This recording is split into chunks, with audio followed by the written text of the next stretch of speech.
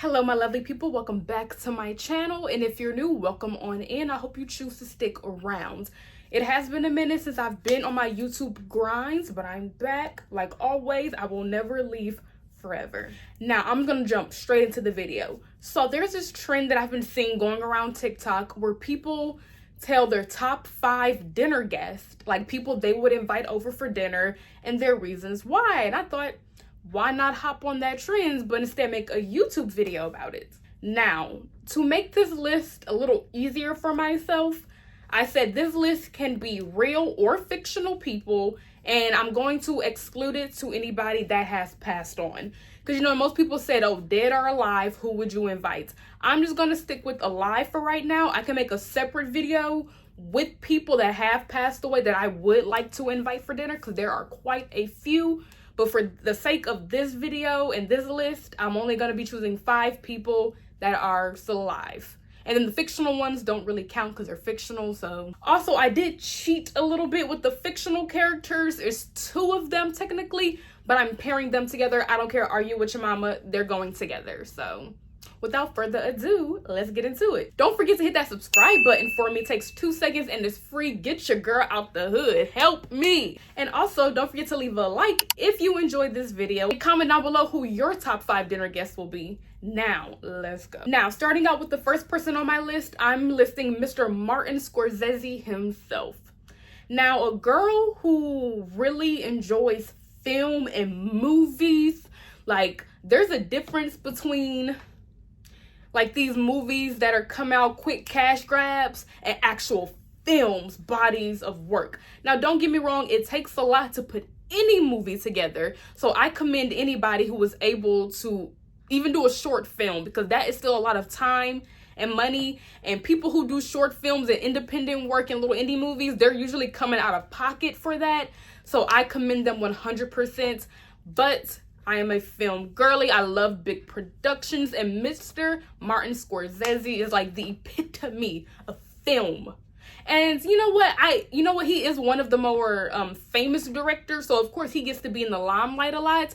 But there are other directors that I wish got a little more recognition. I feel like they're kind of in behind the scenes, which I mean they are. They direct the movie. They're not the actual movie stars, but you know what I mean. Like, I just want to pick his brain for a little bit and just, what makes him tick? What helps him come up with these films? Like, how does he envision that? I just have so many questions. And like, when he meets with the other members of the team, like the writers, the producers, how, like, when the writers pitch something to him, how is he able to visualize that? And I just have so many questions. So I would love to have a dinner with Mr. Martin Scorsese and pick his brain a little bit, just to get more into like what makes him tick, and also get some suggestions for him for movies that I should see, because I am a film girly. I'm not that well versed on the film world, but I'm trying to slowly get there. And me and him could have hours long conversation about movies that I should watch and things that he recommend and all that good jazz. So yes, Mr. Martin Scorsese, definitely want to have a sit down dinner with. Next person on my list is Rohan Marley.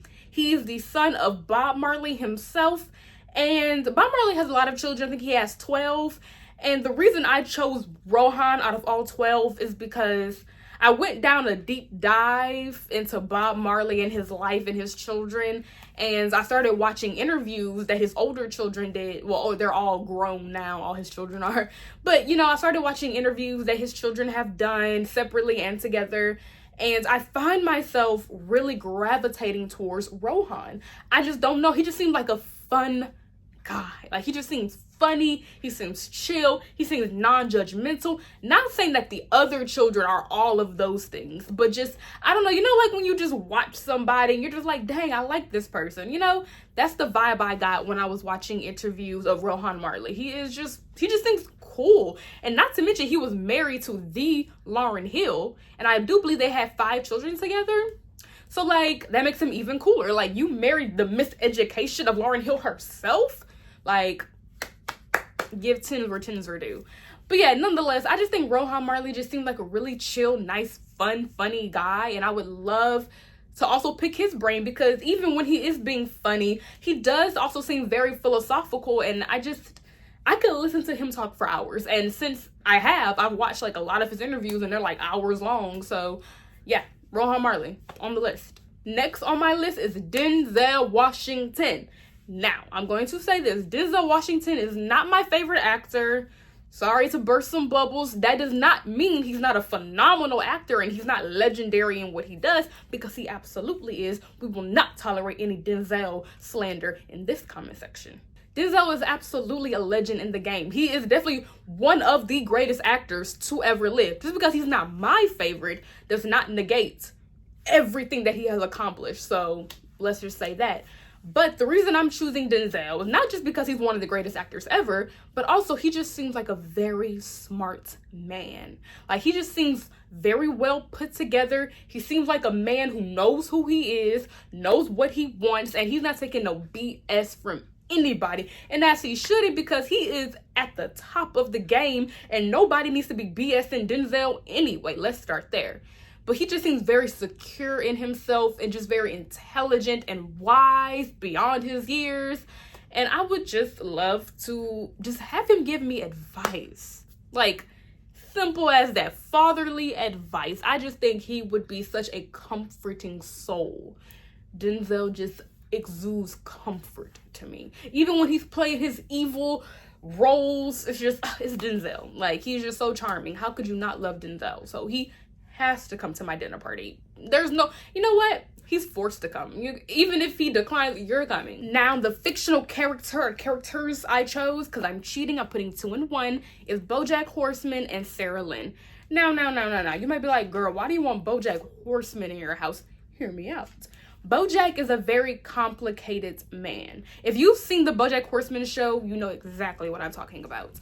But it is very easy to see somebody do bad things and think of it as just surface level. I do it all the time. Anytime I hear about people who do heinous acts and crimes, I'm like, oh, F them, throw them under the jail, throw away the key. Not saying they don't deserve that, but BoJack really ripped the rug from under me, because it helped me see, like, dang, not everybody who does something bad is just this horrible, evil, bad person.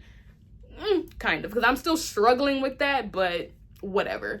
But basically, BoJack, if you look at him surface level, he's a horrible person. He cannot redeem himself. He should be shunned from society. Nobody should ever be in the presence of BoJack Horseman. So, surface level. But then we start getting flashbacks of his childhood and things he had to endure when he was a child, and his mother's childhood and why she was the way she was. And it was just all just so heavy. And like, I think me and him could have a good conversation, a good therapy session about what we can do differently in our lives and how we don't let our childhood affect our adulthood. I mean, that it will, but how can we overcome that? I just think me and him would have a good therapy session. Cry. Sarah Lynn, same, because she obviously represents child actors, child performers, and how childhood stars are loved when they're children, but once they become older, kind of throw them to the side and forget about them. So I would just love to instill in her that motherly love that she never got, even though she is older than me in the show. I think Sarah Lynn was in her 30s. I'm still in my early 20s, but who cares?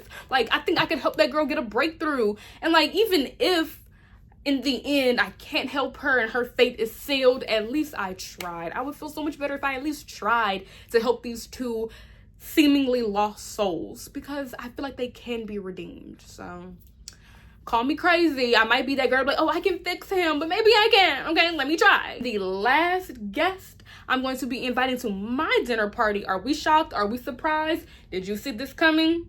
Beyonce. Like, come on. You thought I was going to end this list without my good Judy, my good sis, my girl B? Beyonce's coming. She got the first invite. I invited her first. Let's start there.